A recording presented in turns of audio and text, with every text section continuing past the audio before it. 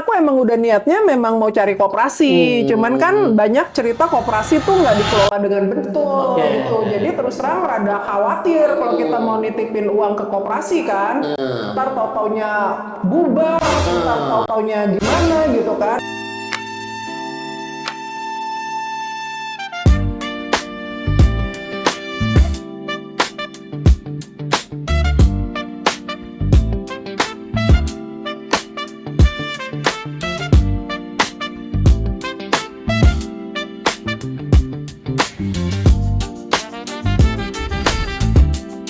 Assalamualaikum warahmatullahi wabarakatuh.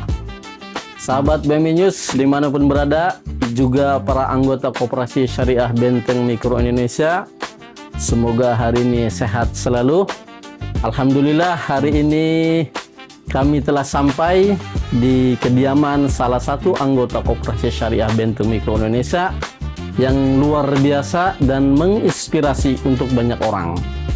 Beliau berbeda dengan para orang pada umumnya karena beliau salah satu anggota Koperasi BMI yang mengakses simpanan suatu produk yang ada di Koperasi Syariah Benteng Mikro Indonesia. Adapun produk simpanannya yaitu simpanan berjangka, di mana kebanyakan orang ketika menyimpan uangnya tujuannya hanya semata-mata untuk mendapatkan keuntungan.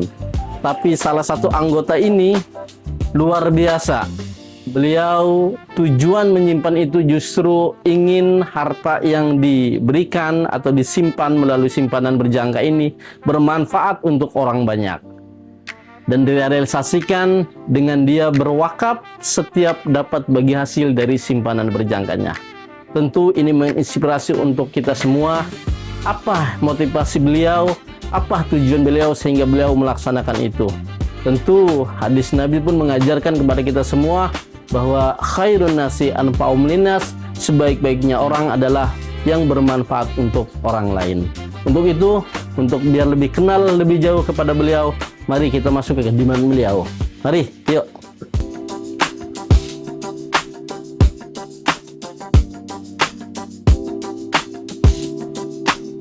Ayo kita masuk ke dalam. Assalamualaikum warahmatullahi wabarakatuh. Waalaikumsalam. Selamat datang ke rumah kami. Sehat Ibu?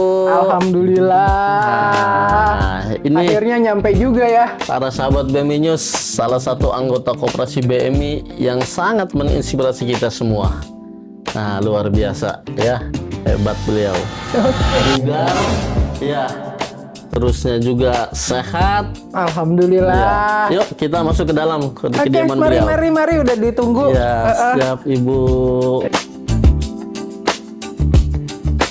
Ibu, boleh lihat-lihat ini rumahnya? Boleh. Waduh, boleh. ini banyak sekali foto-foto sama Clipping. clipping-clipping. Ini zaman saya ini. masih aktif dulu. Ini waktu masih Direktur Eksekutif Masyarakat Telekomunikasi. Ini waktu di Masya Ericsson. Allah. Ini waktu saya terima beasiswa pertama kali ke Australia. Ini di majalah Intisari.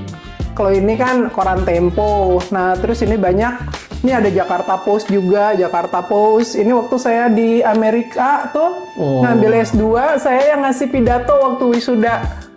Nah, jadi memang selalu terpanggil membangun negeri lah. Namanya juga Risa Binekawati kan. Sahabat Anak BMI perempuan. News. Iya. Bukan orang sembarangan ternyata yang kita temuin hari ini, anggota Koperasi BMI.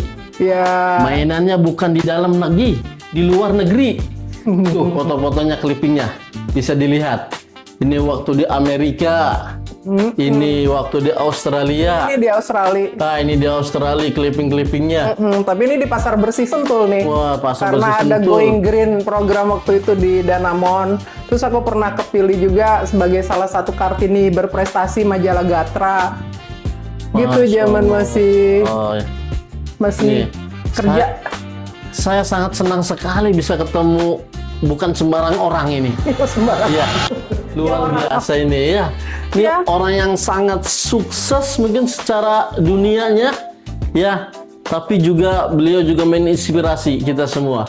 Lihat Ini udah Oh, kalau ini udah pensiun. Udah pensiun, itu, Masya Allah. karikatur perpisahan waktu Bapak pensiun dari Wika. Kalau saya kan masih terus ya, maksudnya masih terus bekerja tapi slow living aja. Setelah Bapak pensiun, saya lebih banyak nemenin. Jadi saya kerjanya dari yang full time banget di corporate. Itu sekarang saya lebih punya usaha sendiri. Ibu, apa sih ini kegiatan sehari-harinya? Boleh kita tahu, Bu? Wah, perlu kita Iya. kulik nih kegiatan sehari-harinya. Ini orang sukses ini. Aduh, Ya, alhamdulillah. mudah-mudahan juga sukses dunia, juga sukses di akhirat ini beliau. Iya, Perlu kita kulik nih biar jadi inspirasi buat kita semua. Mudah-mudahan kita juga bisa ngikutin jejak beliau ini. amin, Wah. amin. Boleh Ibu, kita ngobrol Ibu? Boleh, boleh. Iya, pengen ngulik nih supaya sahabat BMNews juga tahu ini. Oke. Wah, hebat ini. Nah, Ih, ini rumah mau... banyak banget foto-fotonya. Oh, mau lihat dulu ke atas. Wah.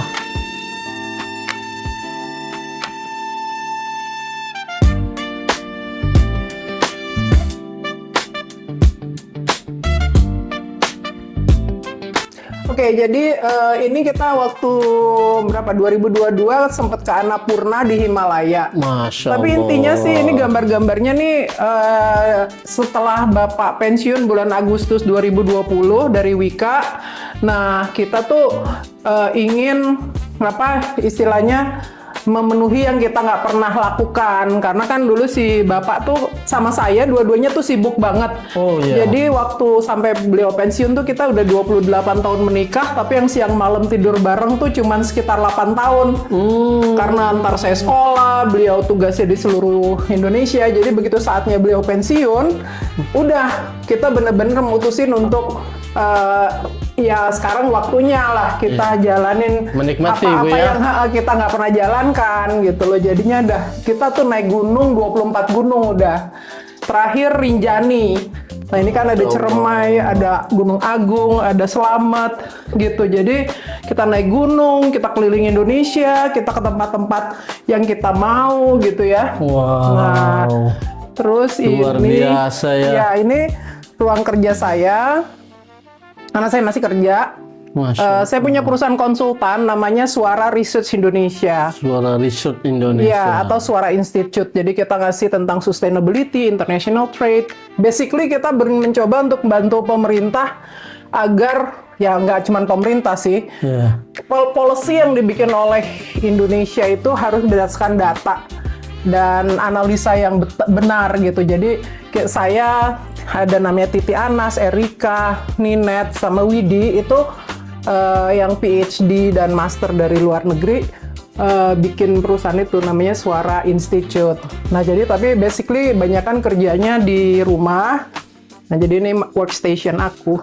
Allah. Iya, jadi memang cita-cita kita tuh sekarang tinggal cari husnul khotimah aja. Masya Allah. Jadi kalau kita mikirnya itu bahwa apa namanya ya kehidupan itu cuman ujian untuk nanti kehidupan yang lebih kekal, otomatis kita nggak akan ingin berbuat curang, nggak ingin berbuat zolim ke orang gitu ya, nggak mau ngerusak alam. Iya. Karena ya itu semua gerak-gerik kita tuh semuanya ujian dari Allah gitu loh, dan itu ya sedapat mungkin kita ingat selalu lah dalam gerak-gerik kita gitu. Ya. Nah ini ayo kita mainnya di sini kalau terima tamu. Nah ini kita punya kafe Assalamualaikum namanya Bapak. Waalaikumsalam Cafe Bapak. at Sehat Economy. Bapak.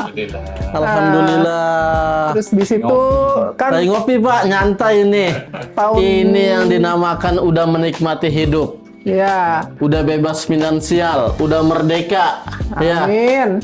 Masa tuanya tinggal menikmati hidup, tinggal beribadah, masuk surga. Amin Masya ya rabbal Allah. alamin. Dibantu oleh BMI. Alhamdulillah dibantu sama BMI. Iya. Ini juga banyak medali-medali. Ini Lomba lari juga ini ya Pak, Bu. Iya, jadi gimana Mas Ikong mungkin bisa lebih cerita kalau lari-lari. Gimana ini gitu ya? Pak? Ya ini saya mulai umur 54 saya baru lari dari 10 kilo, 21 full maraton 42 kilo, Nah, Risa ikut-ikutan juga. Risa pernah juga 21 kilo. Pernah ultramaraton juga ya 50 kilo. Mulai 54 tahun loh. Baru mulai larinya. 54 tahun baru mulai, baru semangat kita yang masih muda. Belum memulai apa-apa ini. Tidak ada kata terlambat kalau buat untuk berbuat baik itu. Luar biasa ini. Sudah tuh. Sehat jiwa raganya ini, sehat batinnya ini. Ya tapi namanya sehat itu kan kadang-kadang kitanya udah ngerasa aja itu juga. Kadang-kadang kita ngerasa udah Allah tuh selalu ngingetin. Waktu itu kita emang seperti yang Pak Andi bilang, ngerasa udah selesai, tinggal menikmati hidup, jalan-jalan dan sebagainya. Nah terus ternyata Allah ngasih cobaan. Waktu kita mau nengokin anak kita ke Dubai, kita mengalami kecelakaan laka lantas 2020 berapa ya? 2022 bulan November ya. Itu di 2023 laka lantas di tol bandara. Jadi Masya makanya Allah. tadi ada alat-alat olahraga segala tuh buat Bapak latihan lagi. Iya. Jadi sempat lumpuh setengah badan. Ya perlahan-lahan ini masih terus terapi sampai sekarang dan kita nggak tahu kapan Allah selesai memberi cobaan mobilitas, tapi alhamdulillah karena semangat ya kita terusin Masya perjuangannya. Allah. Tuh ya. Ibu dan bapak aja yang berbuat untuk orang banyak, Allah masih menguji. Iya. Ya, dengan diberi suatu musibah kecelakaan. Nah ya, apalagi kita yang amal kita rasanya masih jauh daripada kata sempurna. Ya, tapi jangan pernah berputus asa. Terus beramal dan berbuat baik. Ya, Ya, betul. mudah-mudahan kita bisa mengikuti jejak-jejak beliau nih. Karena ini udah enak banget lah ini saya ngelihatnya. Ibu sama bapak berdua udah nggak mikirin apa-apa, tinggal ibadah bersama ya Pak. Ya. Ya Allah ya Robi. Kalau Ini menabung untuk saya duduk nih, Bu. Saya saking terinspirasinya saya nggak mau duduk ini. Masih pengen keliling-keliling aja ini. Nabung di akhirat lah ya. di akhirat. Sekarang Ibu, tinggal cari husnul ini. khotimah kan, tujuan Masya kita semua Allah. husnul khotimah kan. Iya. Iya. Ibu, ya. Ibu namanya Ibu Risa ya. Ibu Risa Pak Ikong. Pak Ikong, Ibu Risa dan Pak Ikong, Bu Risa dan Pak Ikong. Ini saya kalau melihat dari tadi kita keliling-keliling rumah, melihat foto-foto Bapak di beberapa spot belahan dunia, Indonesia lah udah semuanya. Juga ngeliat klip-klip juga Ibu ada di jurnal ya. Pernah di Amerika, di Australia. Artinya Ibu sama Bapak ini yang saya bilang di awal bukan orang sembarang. Ya, Ibu orang sukses. Amin. Ya, tapi kok bisa gitu sampai kenal dengan BMI? Gimana ceritanya nih, Ibu? Kenal dengan BMI gitu dan jadi anggota BMI gitu. Iya, Iya, gimana itulah, ceritanya itu? Takdirnya Allah tuh nunjukin kita ke BMI ya, ke koperasi. Karena kan saya memang sangat memahami bahwa ekonomi rakyat itu bisa tumbuh dengan koperasi karena kan asasnya gotong royong.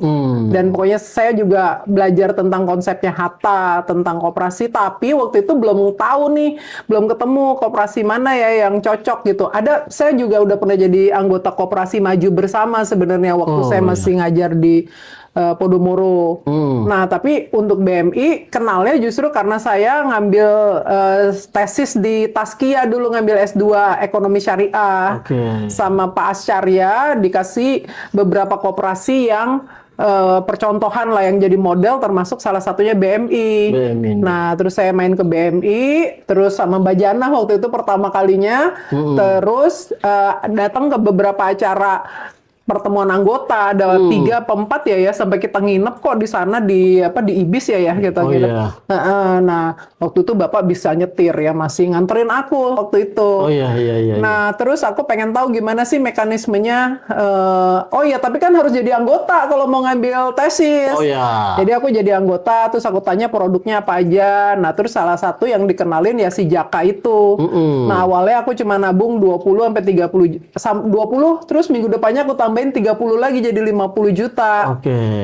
Nah, tapi terus karena aku lihat good governance juga, maksudnya bagus pengelolaannya, terus saya bilang, saya coba bisa nggak bagi hasilnya tuh dikirim ke Bank BSI, Oke. Bank BSI bisa.